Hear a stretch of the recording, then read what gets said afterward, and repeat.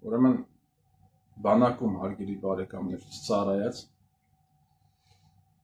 մայիս ամսին ապրիլյանին մասնակցած գունդը վաշտի չտարբերող հազարավոր տղաներին օկուպանտ խուժան ճանաչած Սամոդուր Պադոնկը այսօր չեպազրույց էր տալիս իր հիմնարկում եւ բանակի վերաբերյալ ինչ-որ հարց է տալիս լրագրողներից մեկը ասում է երկու հարց ավելի ճիշտ մեկը վերաբերում է նրան որ ինքը ժամանակին բանակում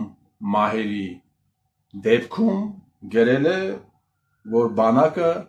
հերթական նվերը արեց զինվորների մայրերին ասում է կարող են հիմա էլ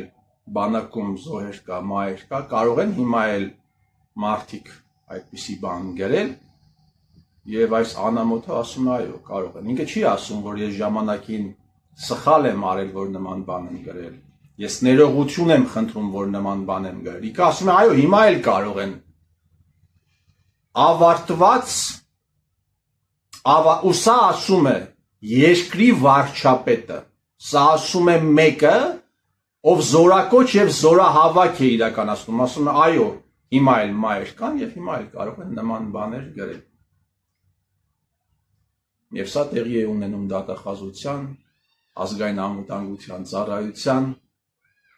բանակի գեներալների աչքի առաջ եւ ձեն չեն անում գիտեք ինչի համար որովհետեւ փող կա մեջը ժամանակակից հայերենով ասած մեջը փող կա դրա համար ձեն չեն անում ազգային անվտանգության ծառայության պատիվ չունեցող սպաները զինված ուժերի պատիվ չունեցող գեներալները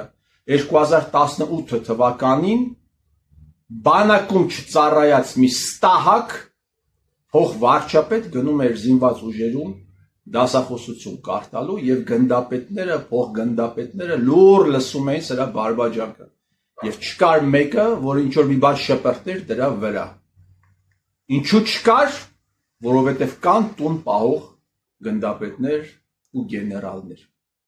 Հայաստանի Հանրապետությունում ինչ տեղի ունենում է հարգելի բարեկամներ որ զարմանալի բաներ են տեղի ունենում պատճառը երկուսն է փող գլխավորապես փող կամ փող ասելով նկատի ունեն նյութական բարիկներ, պաշտոն, տներ, այսպես շարունակ եւ սեքս բոլոր զարմանալի դեպքերի ժամանակ ընտրեք այս երկու պատճառը հիմա փողի պատճառով հանդուրժում են այս ստահակի բարբաջանքներով կանգնում ասում է այո հիմա էլ կարող են նման բաներ գրել ցավոք սրտի բայց կարող են նման բաներ գրել ուրեմն բանակի երբ զոհերի բանակում տեղի ունեցող մայրերի զոհերի երբ մասին խոսում են սպանությունների մասին է խոսում այս անձնավորությունը ով բանակի հետ ընդհանրապես կապ չի ունեցել չի առնչություն չի ունեցել ոչ միայն ինքը այլ նաև իր շրջապատը նախարարների ճնշող մեծամասնությունը բանակից ազատված են կուսակցությունում ունի երկու տեղակալ Պապոյան Ալեքսանյան եւ կառավարությունում ունի երկու տեղակալ Մայր Գրիգորյան Տիգրան Խաչատրյան այդ 4 տեղակալներից երկուս գումարած երկուս միայն մեկն է բանակում ծառայել այն երեքը բանակից ազատված են իր գլխավորությամբ խոսում է բանակում տեղի ունեցող դժբախտ դեպքերի մասին որի վերաբերյալ ինքը էլի պիտի ասում է կարելի է շնորհավորել այո կարելի է շնորհավորել ցավոք սրտի եւ առաջ է բերում 3 պատճառ ասում է պատճառ առաջին խաղադրույքներն են պատճառ երկրորդ զինվորները կապը չեն կտրում քաղաքացիական կյանքից եւ տնից ինչ որ ինֆորմացիաներ են իմանում որը հանդիսանում է պատճառ այսինքն զինվորը ծառայում է X զորամասում մեկ էլ հանկարծ իմանում է որ պապը մահացել է կամ սիրած աղջիկը ամուսնացել է եւ որոշում է ինքնասպանություն գործել սա է ուզում ասել եւ երրորդ պատճառ ամենահետաքրքիր պատճառը ասում է դե գիտեք ինչ կա պոստերում քնում են եւ այս հանգամանքի վերաբերյալ երբ խոսում է նա մեղքը բարդում է ամբողջությամբ պոստերում քնողների վրա ասում է դե իր հույսով տղաները այնտեղ քնել են ինքն էլ պոստում կանգնած քնել է եւ դա առաջացնում է որոշակի կոնֆլիկտային իրավիճակներ առաջացնում, որը հանդիսանում է պատճառ ինքնասպանությունների կամ սպանությունների։ Ուրեմն Փաշինյան Նիկոլ, վայ այն ազգը, որը պիտի քեզպես է կառավարի, վայ այն ազգը, որը պիտի քեզպեսը ոչ միայն կառավարի մեկ օր, ոչ միայն կառավարի մեկ տարի, այլ տարիներ շարունակ այդ ազգը, այդ պետությունը դատապարտված է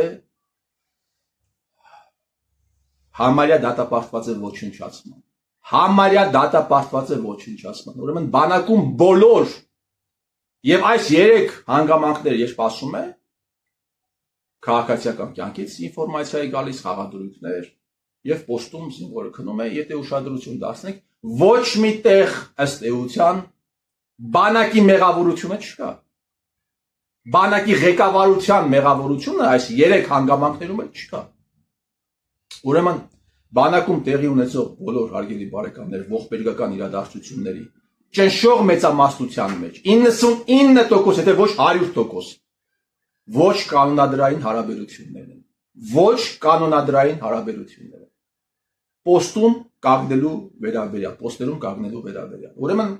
Հայաստանի Հանրապետության բանակում կա պոստ նայող հասկացողություն, Փաշինյան Նիկոլ, տեղյակ ես։ Եվ այս ոչ կանոնադրային հարաբերությունների համար պատասխանատուն երկրի վարչապետն է, երկրի ղեկավարն է, պաշտպանության նախարարով եւս բանակում չի ծառայել, անողնաշար այդ Ղարաբաղցի Էդուարդ Ասրյանն է, ինչու եմ շեշտում, որովհետեւ տարիներ շարունակ ձևավորվում է մի կարծիք, որ Ղարաբաղցիները, Ղարաբաղցի էլիտան մի ինչ-որ հրաշք անձնավորություններ են եղել ու նկատմամբ դավադրություն է եղել, հայաստանցիները վատն են եղել։ Էդուարդ Ասրյանը Ղարաբաղցի էլիտայի վառ ներկայացուցիչ է, զինված ուժերի գենշտաբի պետն է։ Այդ ոչ կանոնադրային հարաբերություններում թիվ 1 պատասխանատուն երկրի ղեկավարն է, պաշտպանության նախարարն է, ով էլի պիտի ասեն բանակում չի ծառայել, այդ Պապիկյան Սուրիկը, ով խուլիգանության համար դատվել է, շպրտված էր ժամանակին հանրապետական կուսակցության հետ աֆիլիացված օլիգարխների դռները, ով դարձել է Բիրդան աղա։ Դա է պատասխանատու, այդ Ղարաբաղցի Էդուարդ Ասրյանն է պատասխանատու ոչ կանոնադրային հարաբերությունների համար եւ հետագայում կորպուսի հրամանատար գնդի հրամանատար շտաբի պետ եւ այսպես շարունակ։ Բայց գլխավոր պատասխանատուները այս անձինք են, այս 3 հոգին։ Ոչ կանոնադրային հարաբերությունների համար։ Եվ պոստերում կան հարգելի բարեկամներ, պոստնայով հասկացողություն կա։ Այսինքն ինչ է ստացվում։ Ստացվում որ հայկական բանակը պիտի ենթադրենք հայկական բանակի վաշտերը պիտի կոմպլեկտավորվեին օրինակ 120 հոգուց, 130 հոգուց, բայց քանի որ տասնյակ հազարներով բանակից ազատվել են, վաշտերը կոմպլեկտավորվում են 70 հոգուց, 60 հոգուց, այսինքն մի հոգին պիտի X ժամանակը մեկ պոստ կանգնի,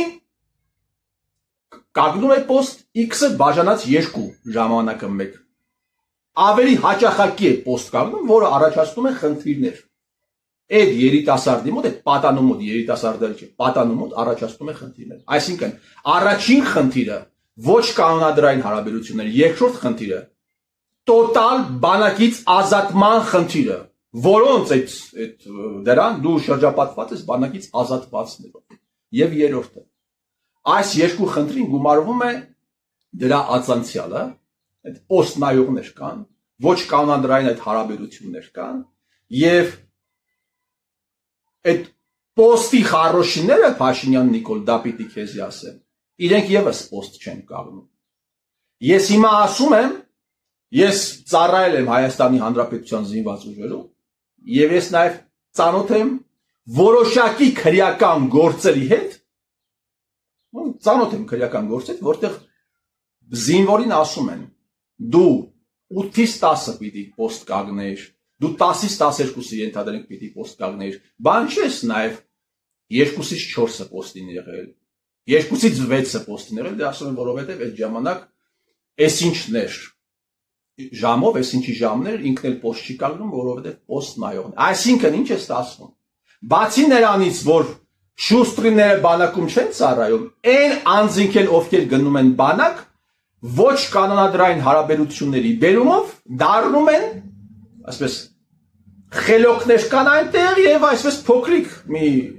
մի մասա կա, խառոշիներն են, որոնք post չեն կանգնում եւ իրանց տեղը ընդհանրապես ոչ միայն post տարբեր ծառայություններ կա, որ իրենք չեն անում եւ իրենց տեղը անում են սովորական զինվորներ եւ բնականաբար եթե զինվորը պիտի կանգնի 1 օրվա մեջ 8 ժամ օրինակ կանգնում է 1 օրվա մեջ այս ոչ կանոնադրային հարաբերությունների բերումով կանգնում է ենթադրենք 12 ժամ 16 ժամ եւ ինչ է տեղի ունենում post-ին քնում է այս զինվորը չի կարողանում պահել Եվ տեղի են ունենում այսպիսի ողբերգական իրադարձություններ, հետո այդ զինվորի սկսում են ոսկեղենիկ հայերենով ասած, այն ստահակները, ում տեղն է կանգնել զինվորը, սկսում են զինվոր այդ քնած այն մարդունով քնել է post-ին, սկսում են ինչ որ վիրավորել եւ բանը գալիս հասնում է վիրավորել, իզգոյ սարքել հայոյանքներ տալ եւ այսպես շարունակա մենք քո հույսով քնել ենք դու չես ուզում որ մենք գնանք մեր ծնողներին հասնենք այսպեսի արնետային գաղութի արնետին հատուկ բաներ են սկսում մարդուն ասել ծանրաբեռնել որը բերում հանգեցնում է ողբերգական իրադարձություններ եւ հիմա այս անասունը դուրս եկել ինչ որ բաներ է բարբաջում post-ում քնում են զինվորները իրենց հույսով ոչխար post-ում քնում են Տեղյակ ես ինչու են post-ում քնում Փաշինյան Նիկոլ Տեղյակ ես Իսկ կարող է պարզվի որ post-ում քնողները քնել են որովհետև կանգնել են նաև ուրիշի տեղը որովհետև եթե վայրը չկոմպլեկտավորվեր 70 հոգուց այլ կոմպլեկտավորվեր 120 հոգուց մեր Գրիգորյաններ չլինեին Տիգրան Խաչատրյան չլիներ Ավինյան Տիգրաններ չլիներ Արայիկ Հարությունյաններ չլիներ հա Եվ նաև այդ խառոշիները չլինեին, ովքեր պագոնի տակ կրիմինալ ինչ-որ հովերի տակ են,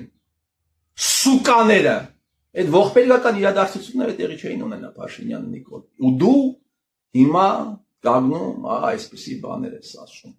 ու դա լսում են մարդիկ, ովքեր քաջատեղյակ են բանակում տեղի ունեցողի վերաբերյալ, խորապես գիտեն, մանրամասնությունները Բայց լռում են եւ քո դեմը զգաստ են կանգնում, որովհետեւ մեջը փող կա։ Բայց փողն էլ հարգելի բարեկամներ պիտի ասեմ, որ արժեզրկվելու հատկություն ունի։ Այդ փողը դառնալու է մեծ խնդիր ձեզ համար։ Շատ մեծ խնդիր։ Փաշինյան Նիկոլ, դու իմացի, ես չգիտեմ ինչի վրա ես դու այդքան արխային, դու իմացի, որ Սերժի սարկած համակարգը այս ամորալ անմարդկային համակարգը, որի այդ երկու հիմքերը դաշնակներն են եւ մաշնակներն են։ Այս համակարգը փլուզվելու է Փաշինյան Նիկոլ, անպայման փլուզվելու է։ Եվ դուք բոլորդ պատասխան եք տալու ձեր բերած ամեն մի ողբերգության համար ես ձեր տիրոջ մերը Գալու է այն օրը, երբ Հայաստանի Հանրապետության ներքին գործերի նախարարը մտնելու է պետական հեռուստաընկերություն, ձեր արած բոլոր հանցագործությունները դոկումենտալ դնելու է մարդկանց դեմը ու դրանից հետո հաջորդելու են կոնկրետ գործողություններ։ Ձեր շլիկներից բռնելու են անպայման։ Ձեր տիրոջ մերը